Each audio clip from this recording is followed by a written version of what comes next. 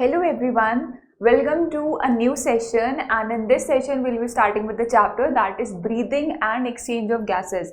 So before starting with the theoretical part of this session, let us first discuss that what is the difference between breathing and respiration. See, what happens is कि जब हम respiration करते हैं तो there is simple exchange of gases, that is oxygen and carbon dioxide. लेकिन जब आपकी वही ऑक्सीजन जब बॉडी में यूटिलाइज होती है, ऑक्सीडेशन होता है and the waste product carbon dioxide is eliminated from a body, that physiochemical process is respiration. But the simple physical process of exchange of gases, that is diffusion on the surface, is known as breathing.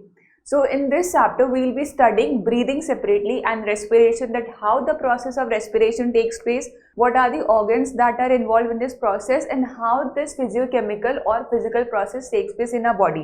So starting with the session, as you have read earlier, oxygen is utilized by organisms to indirectly break down simple molecules like glucose, amino acids, fatty acids, etc. to derive energy to perform various activities. हम क्या करते हैं कि हम complex substances का nutrition लेते हैं, that is the complex substances as in you take up wheat, you take up rice, you take up proteins in the form of dal. तो जब हम ये कॉम्प्लेक्स फूड सब्सटेंसेस खाते हैं, they can not be stored into a body right away. तो इन complex substances का हमें ब्रेक डाउन करना होता है into the similar substances, and this break down, या हम ऐसे बोले इन सब्सटेंस का हम ऑक्सीडेशन करते हैं. These substances are being oxidise in a body. And how they are oxidise? जब हम रेस्पिरेशन करते हैं, जब हम ब्रीदिंग करते हैं, वी इनटेक और inhale oxygen, and that oxygen is required to digest these complex substances और to break down these complex substances into simpler substances. So that is why we say that respiration is a process in which we take up oxygen from the environment for the breakdown of complex substances into simpler substances, or it's an oxidation process which breaks down the complex substance into simpler substances, and that is why oxygen is highly important to us. क्योंकि oxygen नहीं होगी तो आपका complex substances का breakdown नहीं होगा. जब simple substance नहीं फॉर्म होंगे या स्मॉलर यूनिट्स नहीं बनेंगे, then they can not be stored in a body and utilise for the other metabolic processes. लेकिन ये जो रेस्पिरेशन का मैकेनिज्म होता है, it is not very much complicated in all sorts of organism. कुछ आपके ऐसे ऑर्गेनिज्म होते हैं जिसमें सिर्फ सरफेस के थ्रू डिफ्यूजन हो जाता है और उनका रेस्पिरेशन कंप्लीट हो जाता है. कुछ ऑर्गेनिज्म में ऐसे कोई स्पेशलाइज्ड ऑर्गन्स नहीं प्रेजेंट होते जो कि रेस्पिरेशन में पार्ट लेते हैं. The whole body surface takes place in the exchange of gases. लेकिन कुछ आपके ऑर्गेनिज्म होते हैं जिसमें कि कॉम्प्लेक्सिटी शुरू होती है और वहाँ पे आपके रेस्पिरेटरी ऑर्गन्स का कॉम्प्लेक्स फॉर्म भी शुरू होता है. So that is how respiration in each organism is at different level. Now we know कि रेस्पिरेशन के लिए हमेशा ऑक्सीजन रिक्वायर्ड होती है, and this type of respiration is known as aerobic respiration. When the respiration takes place in the presence of oxygen, it is known as aerobic respiration. लेकिन कभी कभी क्या होता है कि ऑक्सीजन की कमी भी होती है या फिर ऑक्सीजन डिफिशिएंट होता है. Now when there is absence of oxygen, anaerobic respiration takes place, that is respiration in the absence of oxygen. और जब ऑक्सीजन की एब्सेंस में रेस्पिरेशन होता है तो आपका जो बाय प्रोडक्ट होता है उसमें आपका लैक्टिक एसिड बन जाता है, आपका इथाइल अल्कोहल बन सकता है, and very less amount of energy is form. इसका एक बहुत ही बेसिक सा एग्जाम्पल ये है that when we exercise a lot, तो हमारी बॉडी में मेटाबॉलिक प्रोसेस बहुत ज़्यादा हो रहे होते हैं, फिजिकल एक्टिविटी बहुत ज़्यादा हो रही होती है. लेकिन जितनी हमें ऑक्सीजन की रिक्वायरमेंट है हमारी बॉडी को, उतनी ऑक्सीजन अवेलेबल नहीं हो पाती. So that demand is more rather than the supply. तो होता क्या है, आपकी बॉडी में एनारोबिक रेस्पिरेशन शुरू हो जाता है, and in the place of carbon dioxide lactic acid is formed which is stored in the muscles. और जैसे ही ये लैक्टिक एसिड आपकी मसल्स में स्टोर होने लगता है, आप बहुत ही ज़्यादा स्ट्रेन फील करते हैं इन योर मसल्स. वहाँ पे मसल पुल स्टार्ट हो जाता है, पेन स्टार्ट हो जाता है. क्यों? क्योंकि ऑक्सीजन नहीं है, the body is not able to perform its metabolic process. So that is how anaerobic respiration takes place. Carbon dioxide which is harmful is also released during the above catabolic reactions. हमें पता है कि जितने भी body में biochemical processes होते हैं, they are either anabolic और they are catabolic. Anabolic process are those in which there is production of energy. But catabolic process on the other hand are those जिसमें कि there is break down of any substance, और respiration में क्या हो रहा है, break down हो रहा है किसका, कॉम्प्लेक्स ऑर्गेनिक सब्सटेंसेस या इनऑर्गेनिक सब्सटेंसेस का ब्रेक डाउन हो जाता है into simpler substances for the release of energy. So we'll always say that respiration is a catabolic process. लेकिन इफ यू ऑब्जर्व कि जब जब रेस्पिरेशन हो रहा है तब तक ब्रेक डाउन तो हो रहा है सब्सटेंसेस का, but there is also production of energy in the form of ATP which is utilised by our body. So there is breakdown, on the other hand there is production. So in a better way or in an appropriate way, we can also say that respiration is an amphibolic process. Why it is an amphibolic process? क्योंकि catabolism catabolic process को भी follow करता है और ये anabolic process को भी follow करता है. It is therefore evident that oxygen has to be continuously provided to the cells and CO2 produced by the cells have to be released out. Now why it is evident कि आपकी body में oxygen की जब requirement है, जब oxygen बाहर से आएगी तभी जो आपके सब्सटेंसेस हैं उनका ब्रेकडाउन होगा, एनर्जी रिलीज होगी. और जब एनर्जी रिलीज होगी या आपके सिंपलर सब्सटेंसेस फॉर्म होंगे तब आपका वेस्ट मटेरियल भी फॉर्म होता है, that is CO2 which is exhaled from the body. So there is a constant need for utilization of oxygen and the removal of carbon dioxide for a body, and that occurs 24/7. So we inhale oxygen and we exhale carbon dioxide. This process of exchange of oxygen from the atmosphere with CO2 produced by the cells is called breathing, commonly known as respiration. Now breathing is simple exchange of gases कि हाँ हमने environment से oxygen ली और CO2 exhale कर दी, this is breathing. But respiration is a complex process जिसमें आपकी oxygen आई, it is being carry to the heart via arteries, then from the heart the oxygen along with blood is pump to different tissues. वहाँ पे oxygen का utilisation हुआ in the metabolic processes, उन tissues ने carbon dioxide को release किया, then again that carbon dioxide is carried back to the heart, then from heart to the lungs and finally from the lungs to the atmosphere. This is a process of respiration. So breathing क्या है, एक simple physical process, और respiration क्या है, it's a physiochemical process. Now moving to respiratory organs. As I told you कि हर organism में का जो respiratory system होता है it is not the same. आपके जो यूनिसेलुलर ऑर्गेनिजम्स होते हैं जैसे कि अमीबा हो गया, आपका यूग्लिना हो गया, जिनमें फ्लैजिलेट्स होते हैं, नहीं होते, वो यूनिसेलुलर ऑर्गेनिज्म में कोई स्पेशलाइज्ड ऑर्गन्स नहीं होते for the process of respiration because it is unicellular. अब उस यूनिसेलुलर में भी इतनी कॉम्प्लेक्सिटी नहीं प्रेजेंट होती, तो वो क्या करते हैं, उनकी होल बॉडी सरफेस जो है it helps in the process of respiration. How, simple diffusion होता है. Oxygen moves from a region of higher concentration और you can say from a region of higher partial pressure to a region of lower partial pressure. Surrounding क्या है, oxygen का concentration higher partial pressure पे है, वो unicellular में oxygen का partial pressure कम है.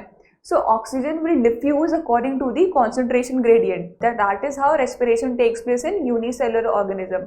फिर उसके बाद हम आते हैं आपके मॉलस्क, आपके आर्थ्रोपोड्स पे. तो उनमें क्या होता है, the process of respiration takes place through the organs. जैसे कि उनमें ट्रैकिया होते हैं. तो ट्रैकिया क्या करते हैं, क्योंकि उनकी body is slightly permeable to the diffusion of gases, so oxygen is carried through this trachea into various tissues और इसी ट्रैकिया से कार्बन डाइऑक्साइड एक्सेल कर देते हैं. सबसे लास्ट में आते हैं आपके ह्यूमन बींग्स, आपके मैमल्स और आपके बर्ड्स, जिनमें कि आपके लंग्स प्रेजेंट होते हैं विच आर स्पेशल ऑर्गन्स और special respiratory organs for the process of respiration. Mechanism of breathing vary among different groups of animals depending mainly on their habitats and levels of organization. Now why mainly on their habitats? अब जो आपके aquatic animals हैं वहाँ पे भी respiration हो रहा है. वो ऑर्गेनिज्म जो कि एनारोबिक्स हैबिटेट्स में रहते हैं वहाँ पे एनारोबिक रेस्पिरेशन होगा. लेवल ऑफ ऑर्गेनाइजेशन पे कैसे, यूनिसेलुलर है आपका, मल्टी सेलुलर है आपका, आर्थ्रोपोड्स, मोलस्क है, we are talking about the fungi और we are talking about animals और human beings. So level of organisation जैसे जैसे चेंज होता है वैसे वैसे कॉम्प्लेक्सिटी बढ़ती है और ह्यूमन बींग्स में सबसे ज़्यादा कॉम्प्लेक्सिटी है because of enormous metabolic process. इसीलिए हमारा रेस्पिरेटरी सिस्टम भी क्या है, कॉम्प्लेक्स है.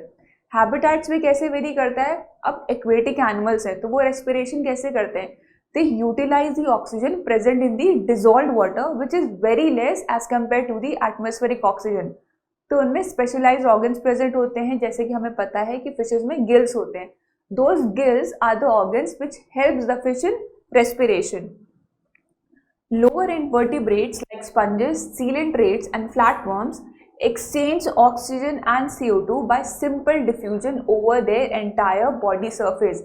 As I told you कि partial pressure का जो difference होता है from the higher to lower concentration, the oxygen is diffused into the body of the lower invertebrates and CO2 is being diffused out. Earthworms use their moist cuticle and insects have a network of tubes, tracheal tubes, to transport atmospheric air within the body. Earthworms में क्या होता है? Cuticular transpiration. Why am I saying cuticular transpiration? क्योंकि वो अपनी surface को use कर रहा है विच इज मेड, मतलब जो वो अपनी सरफेस को यूज कर रहा है जो कि स्किन है. सो अर्थवॉर्म्स में किस तरह का रेस्पिरेशन हो गया? When it is utilising the cuticle, cuticular respiration. फिर आपका आता है ये tracheal tubes. These are the trachea. Trachea का एक कॉम्प्लेक्स नेटवर्क होता है जिसमें आपकी ब्रांचेस होती है, देन उनकी फाइनर ब्रांचेस होती हैं. These trachea they divide into tracheoles. तो आपके जो ऑर्गेनिज्म हैं वो क्या करते हैं कि trachea is used to carry oxygen.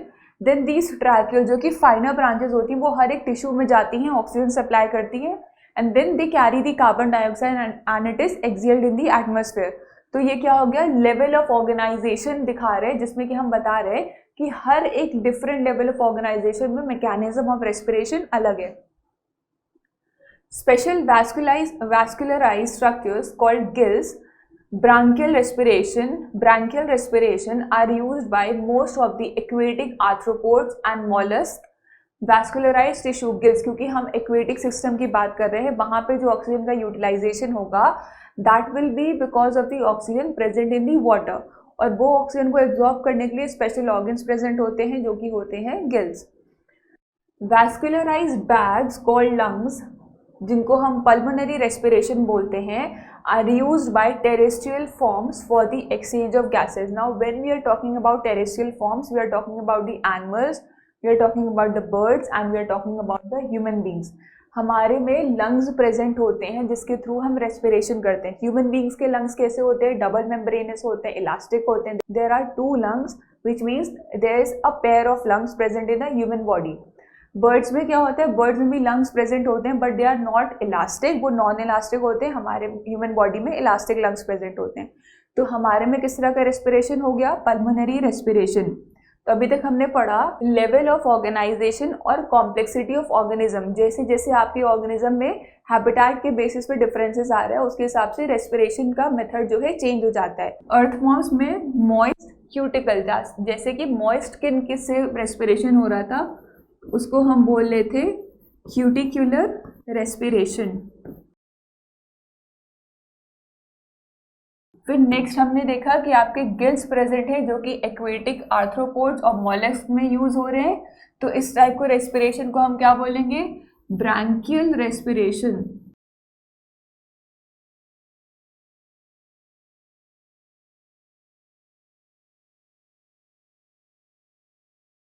Then comes a third type of respiration जिसमें कि वैस्कुलराइज्ड बैग्स, जिनको लंग्स कहते हैं, which is being used for the process of respiration, जो कि टेरेस्ट्रियल एनिमल्स में मिलता है. And this type of respiration is known as pulmonary respiration.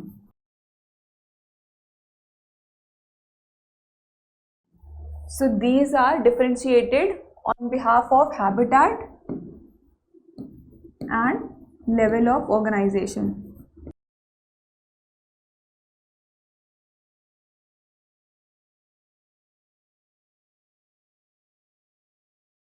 Alright, so that is how the mechanism of respiration is different in different organisms. Moving forward to respiratory exchange in various animals. अब respiration होता कैसे? हमें पता है कि simple oxygen का intake और CO2 का एक्सहेलेशन, ये respiration है.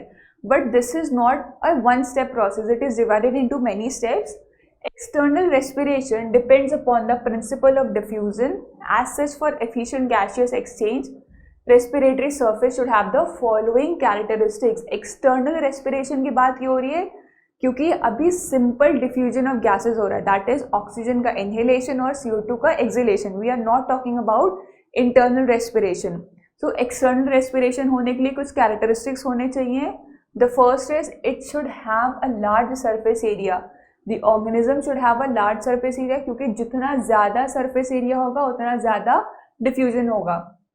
It should be extensive, thin and highly vascular. Why it should be thin? क्योंकि गैसेस का डिफ्यूजन होना है. वैस्कुलर क्यों? क्योंकि वहाँ पे अगर कैपिलरी का नेटवर्क होगा तो it would be easier to carry that oxygen into various tissues for the process of respiration. It must be permeable to respiratory gases O2 and CO2. अगर O2 और CO2 के लिए ही परमिएबल नहीं होगा तो एक्सचेंज ऑफ गैसेस पॉसिबल नहीं होगा. It should be in direct or indirect contact with the source of oxygen. It must be moist either with water or mucus at all times. Now, why are we talking about the moisture of the surface? हम lungs का example लेके चलते हैं, या हमारे जो respiratory tract है उसका एग्जाम्पल लेते हैं. तो यहाँ पे कॉन्स्टेंट एक मैकेनिज्म हो रहा है, that is diffusion of gases. So your organs and your other accessory part they are in constant motion. अब मोशन ज़्यादा होगा और वहाँ पे मॉइस्चर प्रेजेंट नहीं होगा तो फ्रिक्शन के चांसेस होते हैं, which can lead to the rupture of certain organs और सर्टेन स्ट्रक्चर्स. इसीलिए वहाँ पे मॉइस्चर प्रेजेंट होना ज़रूरी है, which is the first reason. The other reason is कि आपका जो मॉइस्चर होता है या आपका जो म्यूकस होता है, इट एंट्रैप्स द बैक्टीरिया और any other foreign organism which may cause harm to the respiratory tract. तो इसलिए म्यूकस और moisture should be present in each and other respiratory tract. Now these are two basic type of respiration. एक होता है external respiration, एक होता है internal respiration. External respiration diagram से देख के समझ में आ रहा है, O2 का intake और CO2 का exhalation, which is between the environment and the body, or you can say human beings में between the environment and the lungs. That is simple diffusion of gases on the basis of the partial pressure. This is known as external respiration. Internal respiration में क्या होता है कि आपकी जो O2 आई, that is being carried by the haemoglobin present in the red blood cell. तो मतलब ब्लड में आपका ऑक्सीजन कैरी हो गई, that oxygen is carry to the heart. फिर हार्ट उस ब्लड को पंप करता है to other organs, to the arteriole which are the finer branches of the artery. When the blood with oxygen reaches the tissues, वहाँ पे oxidation होता है, that tissues release carbon dioxide, and then again through the heart that deoxygenated blood, that is the blood containing carbon dioxide, it reaches the lungs और फिर lungs से वापस से आपकी CO2 environment में exhale हो जाती है. So this procedure in which there is exchange or utilization of oxygen by the tissues and removal of CO2, this is known as internal respiration, which takes place with the help of the blood capillaries and with the help of the pigment hemoglobin. Internal respiration. And by this we come to the end of this session. In this session we studied that breathing and respiration are two different processes. Breathing is simple exchange of gases. Respiration is the utilization of oxygen for breakdown of substances, complex substances into simpler substances.